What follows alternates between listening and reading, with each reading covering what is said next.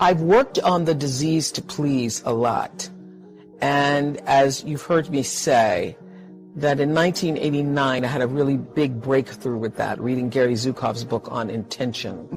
So I started literally living an intentional life where I don't make any decisions unless I think about what is my true, pure motivation for doing it, because I do recognize the law of cause and effect that says the intention informs even the cause, so that before you have an action, there is a reason for you taking that action, and the reason for the action is what's going to actually show up in your life on the other end. That's what's going to come back to you, that intention.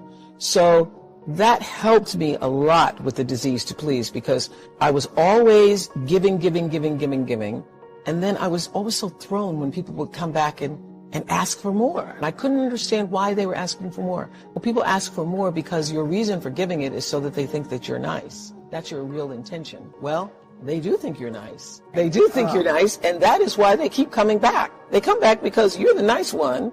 You're going to say yes when even you mean no. So you're the person I'm going to call to go pick up my kids when I can't or don't want to, because you're going to say yes even if you don't want to do it. So that's why people keep coming back, when your intention is not really clear. So that took a lot of fear away from me. But at least for me, clarity of intention helped me live a more fearless life. You cannot live a brave life without disappointing some people. But those people who get disappointed, it's really okay. The people who really care for you, the people who are rooting for your rise, will not be disappointed.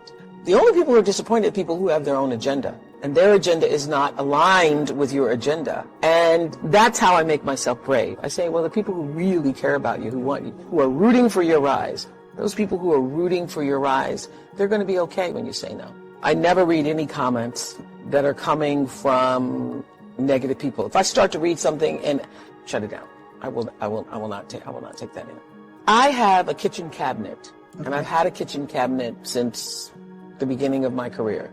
Different people have been in that kitchen cabinet over the years, but there are a few people who are my resource, who I know are going to tell me the truth. Your cabinet can go through all of those comments, because feedback is great, and you can get it immediate now. Your cabinet will go through, and they can share with you the things, even that are negative, but that are not mean-spirited. I'd come off the glory and the victory of 25 years of the Oprah Show, and was trying to put together the pieces of building a network without the right pieces. I really was trusting other people's ideas about how to do it, and it wasn't until I had the good sense to bring in my own team of people whom I'd been working with for, the past decade, that things start to actually fall into place for me.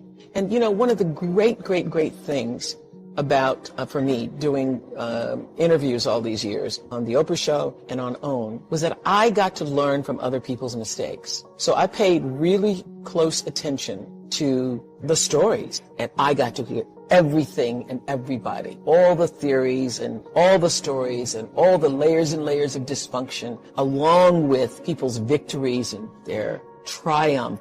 I took it in. I was a student of it. I wasn't just a talk show host. I was a student. I became a student of life, other people's lives, and how to live well by listening to those stories. So I paid real attention. I'm at a point in my life where I can literally rejoice in the knowing space that I hold. There's a sense of confidence that can only come, I think, when you know and are assured that you are living life well, and not from the point of view of having a lot of things, but living life from the center space. When you're living bravely.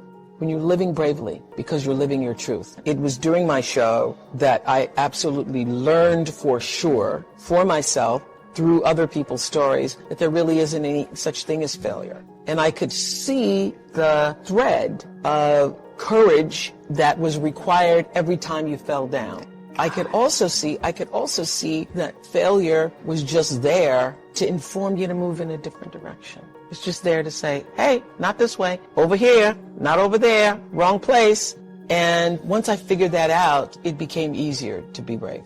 For me, education is about the most important thing because that is what liberated me. Education is what liberated me. The ability to read saved my life.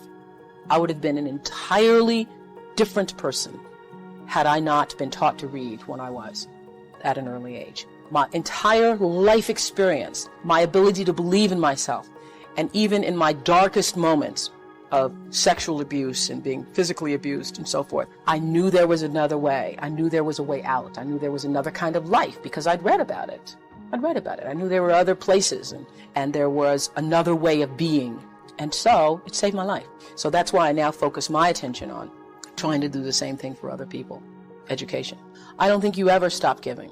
I really don't. I think it's an ongoing process. And it's not just about being able to write a check. It's being able to touch somebody's life in such a way that Mrs. Duncan touched mine. It's being able to make a child see the light in him or herself, making someone else see that for themselves. I know that if I didn't have the money, listening to somebody who had it, I'd probably not believe them. Because you can't believe it. Because if you don't have money and you're just trying to make ends meet, you think if you just could make ends meet, that would make everything all right for you. What I know is that if you do work that you love and work that fulfills you, the rest will come. And that I truly believe that the reason I've been able to be so financially successful is because my focus has never, ever for 1 minute been money.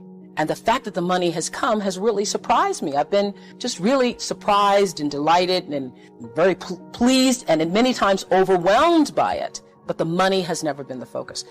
The reason, I think if you're on the road to success is if you would do your job and not be paid for it. And I would do this job and take on a second job to make ends meet if nobody paid me, just for the opportunity to do it. That's how you know you're doing the right thing.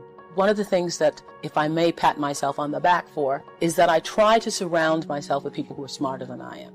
I think that the ability to be as good as you can be comes from understanding who you are and what you can and cannot do. And what you can't do is far more important than what you can do, if what you can't do is going to keep you from flying as high as you can. Now, when my lawyer first came to me and said, you can own your own show, it literally took the ceiling off my brain because I had never even thought that high before. I never even thought that was possible. And everybody needs somebody in their life to say, yes, you can do it. I have a niece who's 15, who several years ago, I said to her the same thing my father said to me. I said, you are too smart to get C's. I mean, I heard my father speaking. We were crossing the street one day and she was talking about her grades. You're too smart to do that. You could be an A student. And she said, do you really think I can? Oh, of course. So you're such a bright person. And she started getting A's and said to me a year later, nobody ever told me I could. And I think one of the most important lessons to learn is that we are all responsible for our lives, but nobody gets through this life alone. Everybody needs somebody to show them a way out or way up. Everybody does.